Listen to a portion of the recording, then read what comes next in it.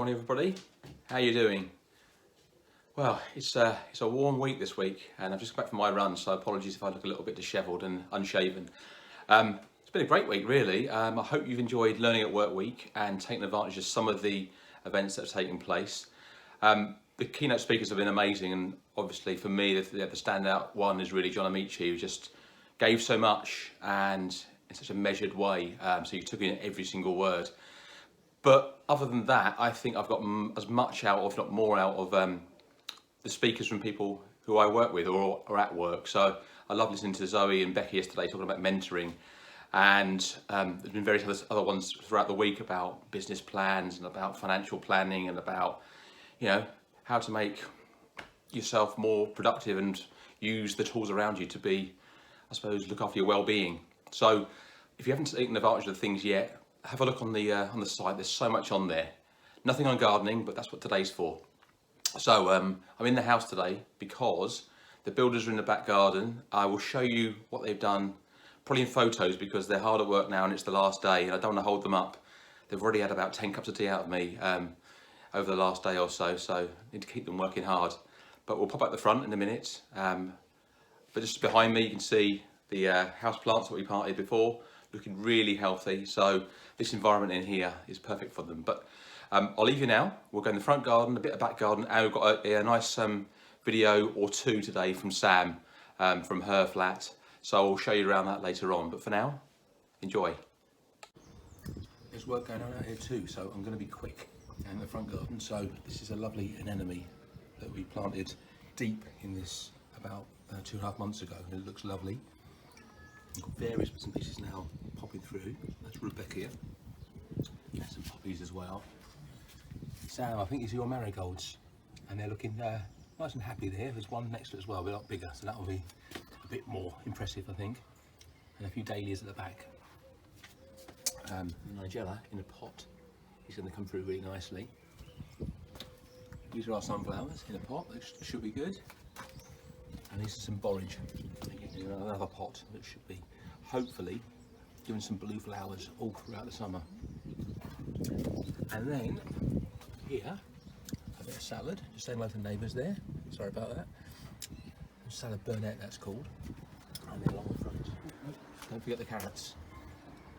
The carrots are doing really well. Now the rule for carrots is, watch out when you're thinning them out. As soon as we move these and move the roots, there's a chance we'll get carrot fly. Get carrot fly, you don't have many carrots left. So be careful. It's almost better not to thin out than it is to thin out. And that's why it's so important when you're planting them, to give them a nice space between them. And finally, the lavender is about to flower and is looking absolutely gorgeous. And then past the time which has flowered, the sage, which is flowering, a thyme, which is about to go, the chives, which have gone, the lovely tarragon, which is really enjoying this weather, and finally curry at the end.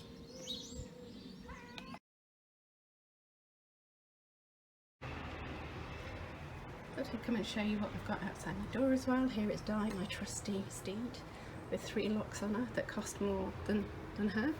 So I thought I'd try and move some of the seeds outside because it's quite sheltered here. So I've got some tomatoes, some beans and some peas, and I might try and see if they will grow out here. This is mibuna that I use in salads. Here I've got a dahlia, and it grew loads and loads of green last year but no flowers, so I'm hoping we might get some flowers. I can't remember what variety it was. I got it from Farmer Gacy, I think it's called, and I put some carrots in there just to see what happens. Here I've got some cosmos growing again. I think they came from the Gardener's World seed packets. Here I've got some marigolds. These were the same seeds I gave to you, Neil. So again, I kept them from the marigolds I had last year. So I might move some of them to the allotment and perhaps spread them around a bit. And now here I had some radishes. Never very good with radishes. Gonna keep trying. I think it was too hot. So I'm going to try them again in September, but I've got some more Mibuna and some carrots growing. Here's older Mibuna with the leaves and some carrots, as you can see, and I've got 3 cucumbers trying up there as well. Another dahlia, let's see, sunflower seeds, sunflowers growing, more carrots growing, and here I've got a collection of, again, dahlias from seed and dahlia from a tuber. Those are the 2 that were tubers, so I've got a bit of a collection in there just to see what happens. And then I've got more mature cosmos seeds. Some of them are growing really, really well. And over here I've got a skimmia, more sunflower seeds with another tuber dahlia, and I think these are the seed dahlias. And last but not least, I've got a really lovely salvia. I think this one's called Hot Lips. It smells nice, smells really nice. So yeah, that's what I've got outdoors by my door, and hopefully they will continue to grow well.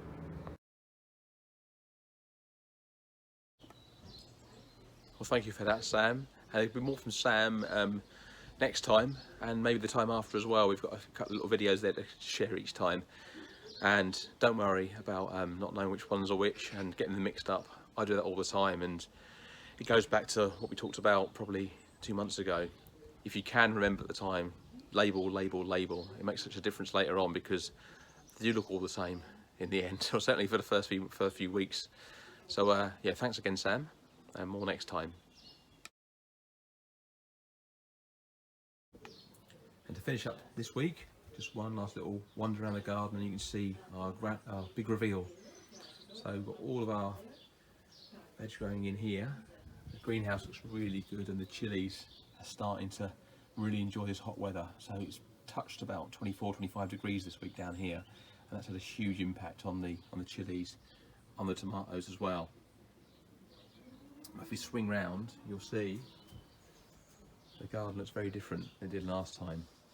So the raised bed has been built, the decking's been replaced at the back, and they're such good builders, none of the plants have been damaged at all, which is fantastic. It means that we've done as little damage to the environment here as possible. So a quick scoot round so you can see what's going on. The California poppies are absolutely loving this weather, really bright, opening up to see us. We've got the Nigella starting to come out, these lovely bright blue flowers, and we've got some pinky white ones as well. At the back, the cosmos are starting to show themselves as well. It'll be a little while, but they'll be coming soon. And we've got our first yellow snapdragon that goes nicely as the pink starts to fade. Foxgloves are doing amazingly well, and if I time it right, we might get a bee going inside one. No, we don't. We've got it on the sweet peas, and there's plenty of those around. And moving up slowly but surely, the lavender, like in the front, is starting to come now, so we're going to get a lovely purple haze throughout the garden at different points. We've got this that opened up yesterday, the Asiatic lily, so a bit of a different colour, sort of a orangey red at this end of the garden, which then offsets the pink earlier on. And still moving round, more foxgloves.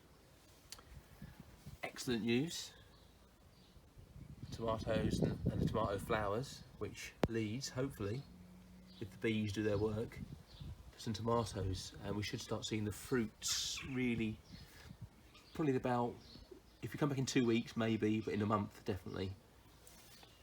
And then wandering up, we haven't netted these yet, Vicky, but now the work's been done in the garden, don't worry, we'll be netting the cherries. One thing to look out for, we've got a bit of this going on our cherry tree, is the, if you can see them there, aphids, little black insects. So the ants are on them, eating them at the moment, but they are everywhere. They shouldn't damage the fruit, but it doesn't look very nice. So we're trying to, where we can, use fingers and thumbs to get rid of them. Another bit of good news down here, for breakfast and for the evening is the strawberries are starting to come as well, so we'll have this one. That takes me back to my fruit picking days 25 or so years ago. And as with strawberries, the idea is you've got to pick it off just above the stem there. But we'll leave that one another couple of days and that'll be perfect.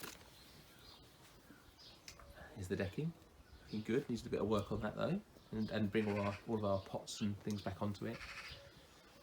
And then down this side, a little bit of cement is covering the apple tree, but it looks okay.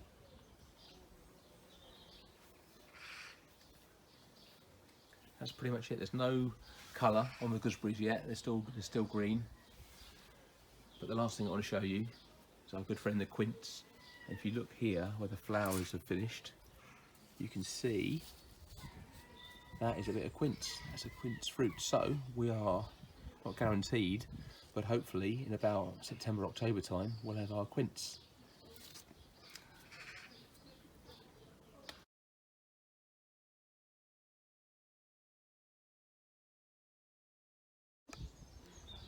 So that's all for this week. Thanks for watching. Back in 2 weeks' time. If you've got any videos or any photos of your garden, especially as now things are starting to open up and show their colour, please send them through and we'll share them next time.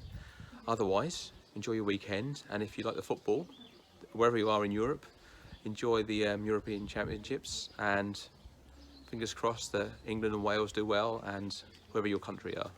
Bye for now.